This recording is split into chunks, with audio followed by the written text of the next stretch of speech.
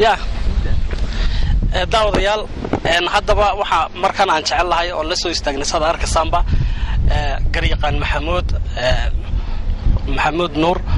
oo ah qareenkii u doodayay saxafiyiinta maanta la xidhay bal ka war marka hore maxamuud sida wax u dhaceen iyo habka ay sheekadu guud ahaanba ay u socoto bismillaahir rahmaanir rahiim waxay ahayd dacwad ka dhan wargeyska hubaal guud ahaan inkasta oo eedu marka dambe noqotay laba qof oo midiyay maareeya midoo yahay tafatiraha oo tafatiraha lagu xukumay 2 sano maareeyana lagu xukumay 1 sano mid kasta ay u dheertahay 2 milyan oo ganaaxi guud ahaan waa taas arrintan oo sharcinimadeeda yani xukunkan maanta soo baxay oo noocaasa sharcinimadeeda aan laba yani nooc uga cabanayno nooca koowaad wuxuu yahay yani xagga sharciga weyn dastuurka iyo xeerka saxaafadda oo aanu leenahay haddii xadgudubyada saxaafadda oo xeerka saxaafadda qodobkiisa 10aad leeyahay faqradda 6aad ay leedahay ha loo maro madani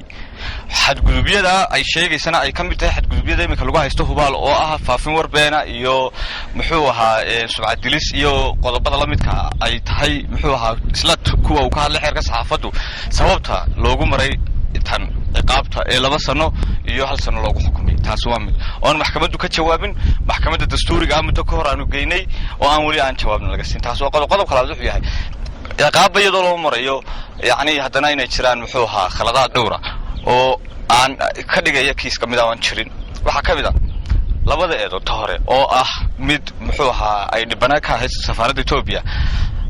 inkastoo safaaradda laftigeedu aanay ogeynba dacwadda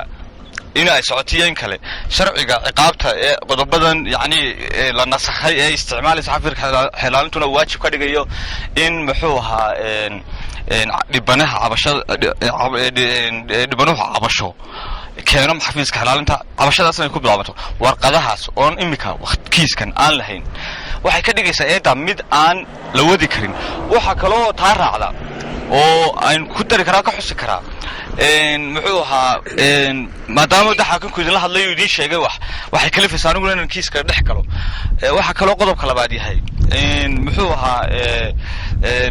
warqadda la hor keenay muxuu ahaa cadeyn ahaan jaraa'idkii laga dhigay maxkamadda la hor keenay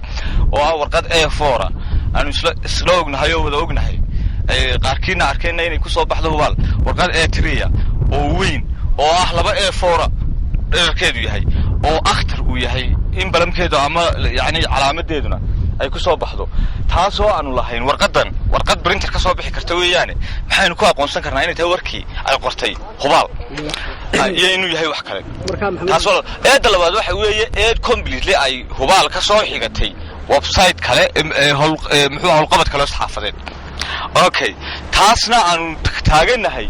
haddii aanay xadgudub ahayn markii hore ee hawlqabadka la qorayay marka nagu soo xigana sida xadgudub ku noqotay waa inta sharciyan doodayadu xukunkana rafcaan marka qaadan waxaanan ku dhaliili doonaa rafcaanka ku jiri doona arrimahan midkeeda kala hadlay markii hore waa la xidhay wargeyska la xidhay imika haddana waa maxay sababtay nimada loo xidhay markii hore maartay dadkii waxaan qorayba iyaga ahaayeen maxaa loo kala horeysay labada waxa weeye muxuu ahaa